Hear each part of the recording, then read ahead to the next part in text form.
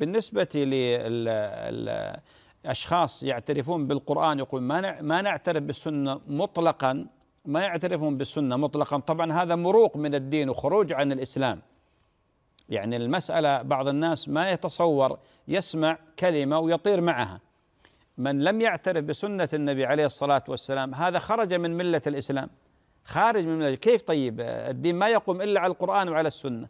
وكل من يقول لا أعترف بالسنة فهو مكذب للقرآن شاء أم أبى، مكذب للقرآن. لماذا؟ لأن الله جل وعلا أوجب طاعة النبي عليه الصلاة والسلام في القرآن. قال الله جل وعلا: يا أيها الذين آمنوا أطيعوا الله وأطيعوا الرسول وأولي الأمر منكم. قال الله جل وعلا: ومن يعص الله ورسوله فقد ضل ضلالا بعيدا. قال جل وعلا: ومن يعص الله ورسوله فإن له نار جهنم. قال الله جل وعلا: يا أيها الذين آمنوا استجيبوا لله وللرسول إذا دعاكم لما يحييكم واعلموا أن الله يحول بين المرء وقلبه وأنه إليه تحشرون.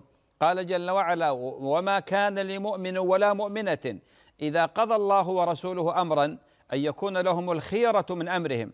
قال جل وعلا، هذه الآية التي تقرع القلوب، يقول: فلا وربك لا يؤمنون حتى يحكموك، يعني يا محمد، حتى يحكموك فيما شجر بينهم ثم لا يجدوا في أنفسهم حرجا مما قضيت ويسلموا تسليما. قال جل وعلا في نصوص كثيرة في القرآن، النبي صلى الله عليه وآله وسلم قال: ألا إني أوتيت القرآن ومثله معه.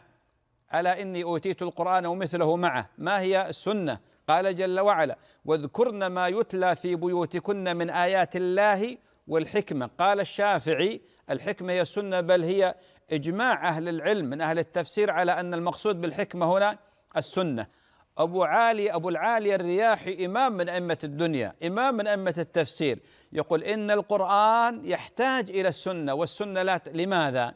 لأن السنة تفسر، تخص عام القرآن وتقيد مطلقة وتبين مجملة وتنسخ أيضا شيء من القرآن وتبين. قال جل وعلا: وأنزلنا إليك الذكر لتبين للناس ما نزل إليهم من ربهم، من جملة ذلك وأقيموا الصلاة وآتوا الزكاة.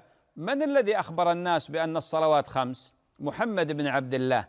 من الذي أخبر الناس بأن صلاة الفجر 2 صلاة الظهر 4 والعصر 4 والمغرب 3 والعشاء 4؟ محمد بن عبد الله صلى الله عليه وسلم. من الذي أخبر الناس بأن الصلوات الواجبة 5 وما باقي هي سنة؟ محمد بن عبد الله. من الذي حدد الأوقات وبينها؟ محمد بن عبد الله لما نزل إليه جبريل. من الذي قال للناس بأن الأصناف الزكويات 4: النقدين، الذهب والفضة، عروض التجارة، بهيمة الأنعام والزروع والثمار؟ من الذي أخبر الناس بأن والله زكاة الزروع والثمار نصابها 5 أوسق، زكاة الغنم نصابها 40، الإبل 5، البقر 30؟ من؟ محمد بن عبد الله. كيف الآن أي شخص يأتي، هذا فاقد لعقله في الواقع، لأنه ما يمكن أن يقوم دين الإسلام على القرآن فقط. القرآن قواعد، القرآن دستور، القرآن مجرد قواعد. تأتي السنة هي التي توضح القرآن، تأتي السنة هي التي توضح القرآن. وبعدين قضية نقل السنة، الله عز وجل زكى هذه الأمة حينما قال: أو أثارة من علم. قال أهل العلم هو علم الإسناد. ولذلك بعض الناس متكئ على أريكته، المكيف عند راسه، بطران، شبعان بطنه، مترف، متخم، ويقول على الله بغير علم، ويكون خصم محمد بن عبد الله صلى الله عليه وسلم يوم القيامة، يقول على الله وعلى رسوله بغير علم. ألا يتقي الله؟ ألا يخاف الله؟